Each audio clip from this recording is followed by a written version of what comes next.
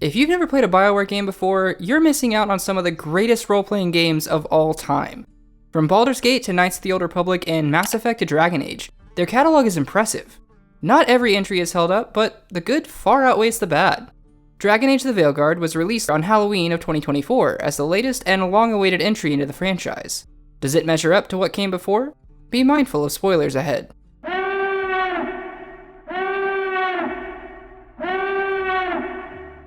Dragon Age the Veilguard is the fourth game in BioWare's Dragon Age series. It was originally teased as Dragon Age Dreadwolf, though the name was later changed to better reflect the focus of the story.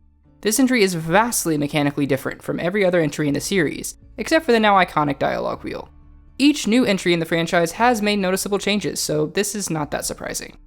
Combat and traversal take cues from BioWare's biggest success, Mass Effect, and certain RPG elements have been somewhat simplified. The art style was also changed, and is noticeably brighter than previous games, though still just as gory. One of the biggest differences compared to older games is a lack of choices carrying over from previous ones. To some degree, this makes sense given the length of the time skip and the plot of Veilguard taking place in northern versus southern Thedas. That said, only 3 choices can be imported into a new playthrough of Veilguard, and this is done through the character creator. Dragon Age Keep, the website that allows players to import a custom world state into their games, is not integrated with Veilguard. This means that no choices made in Origins or Dragon Age 2 will have an effect on the story. BioWare also stated before the game was even officially released that there would be no DLC for Veilguard, opting instead to focus resources on the next Mass Effect game. Seriously, beware of spoilers. As always, I will be summarizing the entire plot of the game before I get to the review portion, so use the chapters included in the description to skip ahead if you prefer. Veilguard begins about 10 years after the events of Inquisition and its Trespasser DLC, so a quick recap of that is in order. The end of Dragon Age Inquisition story sees Corypheus defeated and Solas leave the Inquisition. A post-credits scene shows Solas meet with Flemeth, where he appears to absorb a great deal of power from the Witch of the Wilds. About 2 years after defeating Corypheus, the Inquisitor is invited back to Hilam Shiral by Divine Victoria. She is called for an exalted council to determine the fate of the Inquisition. Over the course of these events, the Inquisitor is informed of a dead Qunari agent and discovers an Illuvian network known as the Crossroads. What follows is a whirlwind of action across multiple locations that are accessed through the mirrors. The Inquisitor uncovers a Qunari plot for power which pits them against the Ben Hassareth, and potentially Iron Bull depending on previous choices and if he was romanced. At the end of the journey, they once again come face to face with Solas. If the Inquisitor has not already uncovered the information on their own before this point, he will reveal that he is not simply an agent of Finn-Harel, but in fact the Dreadwolf himself. He will continue to explain how the Veil came to be as his prison for the Evanuris, the false gods that sought to rule the Elven people and the world. This move stripped the elves of their immortality and removed many wonders from the world. Solas now seeks to undo this mistake, despite the damage it will do to the current world. He would rather see its inhabitants die in comfort than to live under the Qun, and wishes to restore the Elven people to their former glory. At the end of the conversation, Solas finally relieves the Inquisitor of the anchor, removing their left forearm in the process in order to save their life. The Inquisitor chooses a final response to Solas as he prepares to leave through the Illuvian, stating one way or another that he would be stopped. Finally, after returning to the Exalted Council, the Inquisitor faces one more choice. Either the Inquisition continues to exist, serving under the supervision of Divine Victoria as her personal honor guard, or will be disbanded entirely. Now, fast forward about 10 years, and Veilguard begins. The fourth mainline entry in the Dragon Age franchise opens on a bar in Minrathous, the capital city of the Tevinter Imperium. Rook, the playable character, is searching for Nev Gallus, though no one seems to be inclined to help them find her. Nev has been contracted by Varric Tethris, who also recruited Rook to find Solas. After dealing with those at the bar, Rook and Varric meet up with Lace Harding, the former lead scout of the Inquisition. The trio head towards Nev's last known location, but are interrupted along the way by the beginning of Solas' ritual to tear down the Fade. Demons begin pouring out into the city. After meeting up with Nev and traveling through an Illuvian in Solas' hideout, the group find themselves in Arlethan Forest at the ritual site. Solas is seen cutting a tear in the Fade with a lyrium dagger. Varric insists that he needs to confront Solas and attempt to talk him down. When it rather quickly becomes clear that this isn't working, Rook, Nev, and Harding come up with a plan to force the tear closed instead. Rook chooses one of the companions to accompany them to knock down a large statue to disrupt the ritual. The plan succeeds and the ritual is interrupted, but it results in catastrophe. Varric engages in a physical struggle with Solus, which ends in him being impaled with the lyrium dagger. In the confusion, 2 of the Evanurus manage to escape and lock Solus in their prison.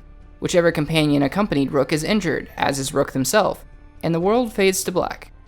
Solus appears to Rook in a dream, warning them of the escaped elven gods, Elgranon and Gillenane. He chastises Rook for interfering, and while offering as little real insight as he can, gives them information on the blighted Evanurus. Rook wakes up in the Lighthouse, a pocket dimension created by the Dreadwolf ages ago during his conflict with the Evanurus. Following a brief conversation with a very injured Varric, Rook catches up with the team and takes the opportunity to explore the lighthouse a bit before heading back out to Arlithan Forest. They encounter the Veil Jumpers, Morrigan, and a new companion named Bellara. Rook and whichever original companion was not injured in the confrontation with Solus assist Bellara in deactivating an ancient elven artifact so they may return to the Veil Jumpers. Upon their return, they are told of a town called Demetis Crossing that has been overrun by the Blight. Rook finds the town's mayor trapped by the Blight and learns he sold the town out to the gods for some gold, which prompts a choice regarding the mayor's fate. After Demetis Crossing, the team returns to Solus's ritual site to retrieve his lyrium dagger that he had left behind. They chase and eventually fight a ghoul who had taken possession of the dagger, and Harding picks it up. This causes lyrium veins to begin coursing through her, and seems to give her some kind of magical control over rock. With Solus's dagger in possession of Rook, Elgranon and Gillenane set about crafting a new dagger made of red lyrium. Returning to the lighthouse, Rook speaks to Solus to get more information on the gods, and Varric tells them to take point, given that his injuries have confined him to his bed. Rook then speaks to Nev, who recommends talking to both the Antivan crows and her own shadow dragons. Following this, Bellara repairs the alluvion below the lighthouse, allowing the team to access the crossroads. Here, they meet the caretaker and begin to gain access to different parts of the world. The next 2 main quests can be undertaken in any order, and both involve the Venatori. Rook and the team must travel to an underwater prison where a high-profile Venatori named Zara has been experimenting with demons. There, they free the demon of Virantium, Lucanus de la Morte, whose moniker has become more literal after the experiments. They also travel back to Minrathous in search of a red lyrium relic that has been smuggled through the city. Rook helps Nev uncover the smuggler and the Venatori who wanted to acquire the relic, though the latter is saved from imprisonment by his Magister father and Knight Commander Lenos. This is also the first appearance of Rana Savas. Following these events, Nev suggests checking back with the Shadow Dragons for more information regarding the Venatori. Rook and the team investigate a warehouse in Minrathous where they discover the Venatori are working for the gods. As a logical next step, given the events so far, Rook seeks out the Grey Wardens to help fight the Blighted Gods. Unfortunately, the First Warden is anything but logical, and believes that Rook is delusional, even threatening to lock them up. Fortunately, Dorian Pavis, now a Magister, steps in and convinces the First Warden to back off. Though it seems like they have reached a dead end, Harding informs Rook that she knows of a couple Wardens who may be willing to help. Rook and Harding rendezvous with Evka and Antoine, and though they are unable to join themselves, point them towards someone who may. This leads to the recruitment of a warden named Davrin, his young griffin companion named Asan, and a confrontation with a being called the Gloom Howler. What follows is the first major choice of the game. Both Minrathous and Treviso are under attack from blighted dragons, and Rook is only able to defend one of the cities. Whichever one they choose, either Nev or Lucanus will go off on their own to defend their city, which will sustain heavy damage from both the dragon and the blight. This causes the companion to become hardened and remain in their city for a while to assist with the cleanup and continued defense against either the Antom or the Venatori. After the dust settles, Rook again speaks to Solus, who recommends adding a Fate expert and a Dragon Hunter to the team. Speaking to the team, Rook is given recommendations for each by Bellara and Harding, respectively. The team seeks out Professor Emmerich, a member of the Morn Watchers in the Grand Necropolis, and helps him to drive out both demons and the Venatori. They also meet up with Tosh, a member of the Lords of Fortune in Ravane, and assist in first baiting, then defending a dragon in a scene which reveals Tosh's ability to breathe fire. These 2 can be recruited in any order. With the team completed, Rook meets with Morrigan at the Cobbled Swan. She has brought someone special to meet them, the Inquisitor. Though things in the south are just as bad, and as such the Inquisitor cannot provide any direct support to the Veilguard, they are able to give some wisdom and a wolf statue that seems tied to Solus. Upon returning to the lighthouse, this statue, along with any others that may have been collected in the crossroads, can be used to view important memories from Solus. These shed much more light on the Evanurus and the Blight as a whole. Rook also assists Antoine and Evka in their study of changes in the Blight, before the Wardens are ordered back to Weishaupt by the First Warden. Like some other main quests, these objectives are given simultaneously and can be completed in any order. A flurry of events follow the revelations. Rook returns to the lighthouse and learns from Davrin that the First Warden has recalled all Wardens to Weishaupt to face a Darkspawn horde that seems to be led by an archdemon. Spoiler, it's Gilnena's. Speaking with Solus, Rook learns that killing the gods will require their dragons to be killed. This will render them mortal, though they will still only be able to be killed by the Wolf's Fang. The team travels to Weishaupt to assist in the defense, and Rook is faced with a choice in how to deal with the ever-disbelieving First Warden. Regardless of the choice, the plan is to make use of an ancient dragon trap. The plan works, and the team is able to eventually strike down Razikal. Unfortunately, though fortunately for Davrin, who struck down the beast, Gillenane absorbs the blight from her pet and lays waste to the entire battlefield. The team is driven back to the lighthouse to regroup.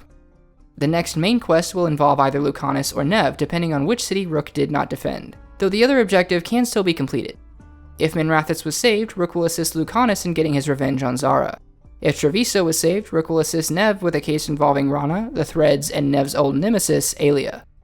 Rook also helps Davrin to track down the Gloomhowler and Asan's siblings, though it escaped with the Griffins.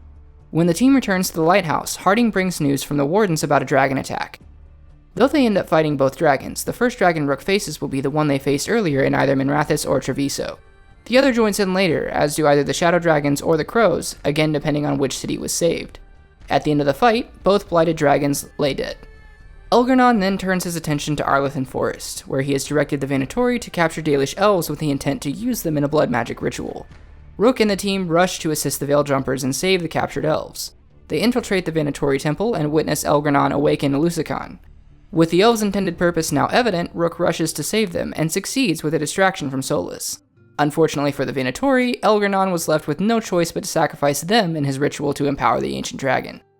With the elves saved, and following another conversation with both Solus and the Inquisitor, Rook heads back to Treviso. There, they work with Lucanus and the Crows to uncover the location of the god's next ritual, Tearstone Island. It turns out the Butcher, having been blighted himself, acted as an informant. He managed to both assist those who were fighting the gods and give himself an honorable death in a battle with the team.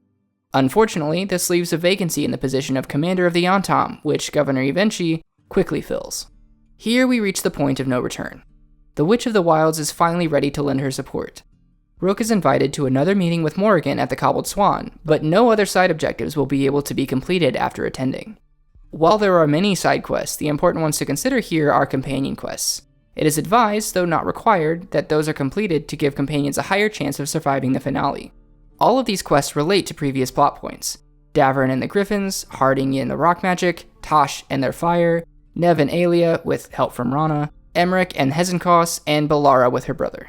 The gods' ritual to complete their dagger gets underway sooner than expected after Elgar'nan summons an artificial eclipse, prompting the team to rush to Tearstone Island to stop it.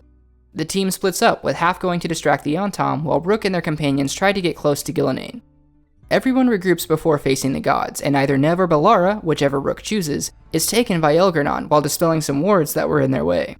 After this, the remainder of the team finally takes on and kills Gillenane, but only with the sacrifice of whoever was chosen to lead the distraction team.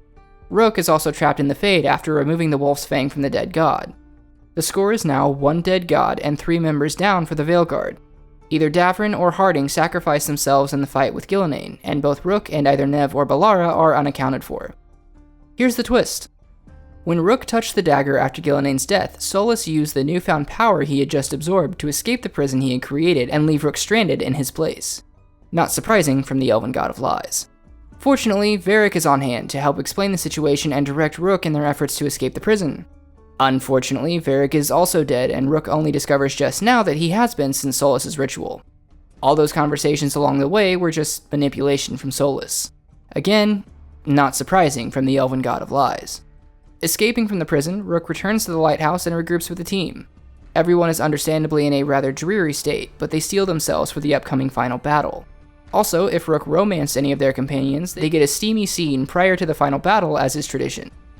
Elgar'nan has consolidated his power and forces at Minrathous for his final ritual to drown the world in blight.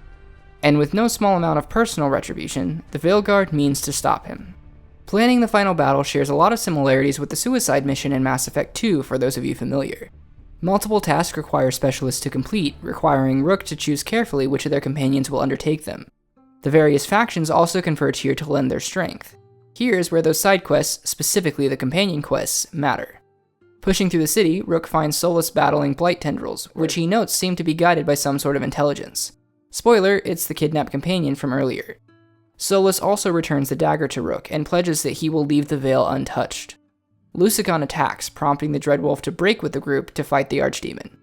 Either Balar or Nev is freed from the Blight and warns Rook not to kill Elgranon quite yet. Everyone regroups with Morrigan and their allies in the Divine's Manor, with even the Inquisitor present. With everyone assembled, all that remains is to ascend the Blighted Beanstalk and confront Elgranon directly. Whoever is left behind will defend the manor from the onslaught of Darkspawn, led by Rook's choice. After climbing to the Archon's palace, fighting their way through, and defeating Elgranon, Rook is left with one final choice for the ending.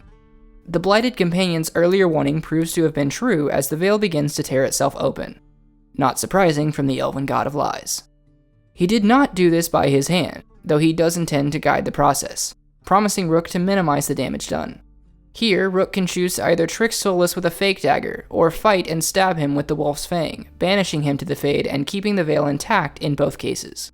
It is also possible, if Rook had previously collected the essence of Mythal, to convince Solus to willingly give up the fight and enter the Fade himself. In all three of these outcomes, the world is more or less saved, and the Blight is removed. However, just like the suicide mission, it is possible for everyone to die. Depending on strength and choices made, all companions can be killed, and Rook will be trapped in the Fade with Solus. However the story ends, credits roll with Rook having completed their task. If, during their journey, they manage to collect 3 mysterious circles hidden across the world, a secret ending will play in a post-credits scene. In this scene, a shadowy voice discusses their unseen influence on the previous events, and closes by saying, "We come." Critic reviews of Veilguard tend to lean positive, though there are some legitimate recurring complaints. Specifically on Metacritic, the game did not receive any negative critic reviews, but it did receive a frankly surprising amount of perfect scores. Most of these were only 1 or 2 sentences and seemed rooted in nostalgia. I can't blame anyone for missing Dragon Age, but all I'm saying is these reviews don't seem completely objective. The majority were still positive, but consistently called out things like a decline in writing quality and a reworking of many of the major elements of the Dragon Age formula. While I do agree with a lot of the points made, it does seem that one of the most common themes was simply not what I expected. And yeah, to some degree I think that's fair. I will get more into that in a few minutes, but Veilguard is a pretty large departure from earlier entries in the franchise. However, to make this argument objectively, I feel it can't come from a place of expecting a developer to not evolve as time passes, or to simply make exactly what the fans think should happen next. The discussion should be centered on the quality and merit of what is in front of you, not what you wanted to see. That being said, there is one review I think encapsulates what I mean just about perfectly. Dragon Age the Veilguard is an objectively well-made product that is perfectly playable and it's both empowering and entertaining. But it is also nothing more than a product, finely tuned for passive consumption, right off the content mill. Translation? The game objectively works and fulfills its purpose. The purpose, however, as it always tends to be with EA, is profit. I think anyone who has played other BioWare games in the past will feel traces of the heart and soul poured into those games in Veilguard as well. I just think that EA is the cause for a lot of the problems. Setting unrealistic deadlines and parameters for devs to adhere to, killing games instead of trying to make them better, and laying off your veteran workforce does not make for a polished work of art. It's what you do when you only care about money, not the people making or playing your games. User reviews tell a different story entirely. There's a lot more of the not what I expected going on here, but it tends to be framed a lot more as, you ruined my game. While again, there are some, and I mean only some, legitimate complaints, the majority of negative user reviews seem to judge Veilguard only in comparison to its predecessors, and take any deviations made very personally. Then, of course, there are also those who decry the game's attempts at inclusivity. This is particularly ironic given that there has been a wide range of characters from the very beginning, and in BioWare's other series as well. The majority of the complaints seem to revolve around the Dragon Hunter companion, Tosh, and given all the vitriol currently being directed towards trans and gender nonconforming people worldwide, it is unfortunately not a surprise. Now, to be fair, I am generalizing here. There are plenty of negative reviews that don't accuse the game of pushing a political agenda, and an ironic number of positive ones that do. My point in highlighting all of this is that we all carry our biases into everything we experience. While it may be impossible to remove them entirely, and I would argue that it would also be detrimental given that experience informs us by providing context, it is important to temper any preconceptions we may have. Experience a thing and judge it for what it is, not what you expected it to be. And for anyone saying they are worried about the next Mass Effect, I am too, though perhaps for different reasons. but I'm still excited based on the good things we did see in Veilguard. So what did I think of Veilguard? Overall, I liked it, but if you've gotten this far, you should know that there's more to it than that. Is it like other Dragon Age games? No. Does that detract from the experience? No. Are there legitimate problems present within the game? Yes. Let's start with a departure from previous titles. The art style is new and noticeably brighter than Origins or DA2, but I don't think it differs too greatly from Inquisition, though of course for some that is still going to be an indictment. I think the visuals fit Veilguard's tone well, and make for some absolutely gorgeous environments. They also bring the Blight to greater life in my opinion as well. That said, one visual design complaint I do have is the new Qunari character models. I actually don't think they look bad. They fit the new art style very well, and all the Qunari we come across look well polished. It does make them a bit less intimidating though, given that they now look basically like bigger humans that sometimes have horns. Oh well, we'll call this a neutral. As I mentioned in the beginning, Dragon Age Keep is not used for this game. Given where it is set, in an area of Thedas we had not previously explored, it isn't needed. The three choices that are presented to the player during character creation are the Inquisitor's romance choice, the fate of the Inquisition, and the Inquisitor's final choice regarding Solus. You can also recreate your Inquisitor's appearance from scratch if you choose, but I'd recommend just going with the default options. Now I'm saying this as if it doesn't matter, and for the most part none of it really affects the story in any way, but there are some minor changes to be discovered. Most of these involve some wording differences in the lore cards, but there is in my opinion a potential for a major change to one of the endings. If the Inquisitor romanced Solus and vowed to redeem him at the end of Trespasser, they will go with him into the Fade as he binds himself to maintain the Veil. This does require a lot of specific elements to fall into place, but I think it's a wonderful way to wrap up the story. Speaking of the character creator, there are so many good options, especially when it comes to non-white features and hairstyles. This allows for not only a wider range of options when creating characters, but also more accurate options for players who prefer to model their characters on themselves. Also, speaking of inclusivity, many different identities are explicitly discussed throughout the game, and Rook even has the option to embrace a transgender identity. None of these are new things for Dragon Age or BioWare as a whole, but it is always nice to see more of it. Next, let's turn to mechanics. Of course, one of the most obvious changes from previous games is combat. Opinions on it vary wildly, mostly based on preferred playstyles, but I actually quite liked it. As someone who mainly plays as a mage, it feels much more fluid, especially in comparison to Inquisition. I like how abilities have been reworked, especially with the new Necrosis elemental effect and new combos to employ with companions. It did away with the hold button to attack method from Inquisition, and gave the player a lot more options for navigating combat. Unfortunately for some, it also removed the player's ability to truly command the battlefield and control their companions. Personally, this was never something I used all that much because it simply isn't my preferred playstyle, but it was a cool option and removing it is a fundamental change. This is just one of the many ways Veilguard has been converted to the Mass Effect formula. Another way Veilguard takes after Mass Effect is the way it handles companions. Unlike previous Dragon Age titles, which allowed the player to take 3 companions with them wherever they adventure, Veilguard limits the number of companions to 2. This mirrors how squad mates work in Mass Effect. There are also a number of factions that Rook interacts with and can do quests for in order to build their strength. Combine that with a final choice that is extremely reminiscent of the infamous color choice, and you've got Mass Effect Thedas. But I'm getting ahead of myself.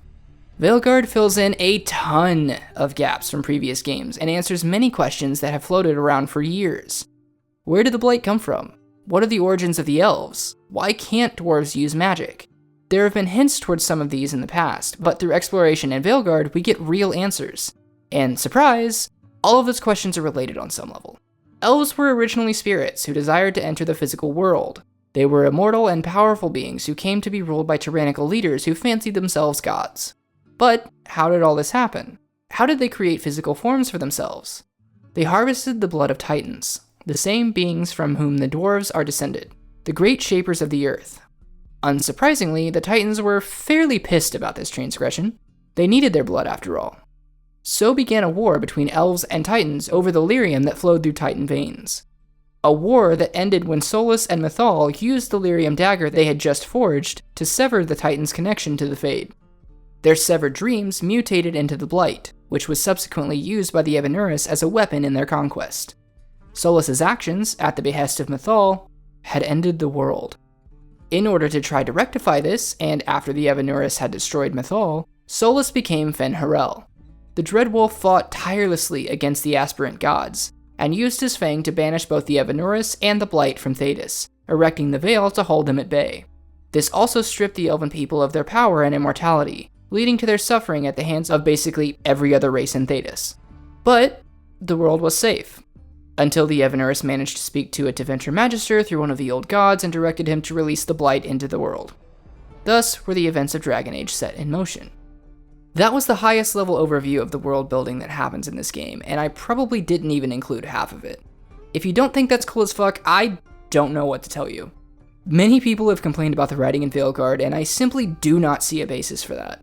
Granted, much of the dialogue between Rook and other characters feels a bit flat at times and very constrained by dichotomy, but the lore is, in my opinion, beyond reproach.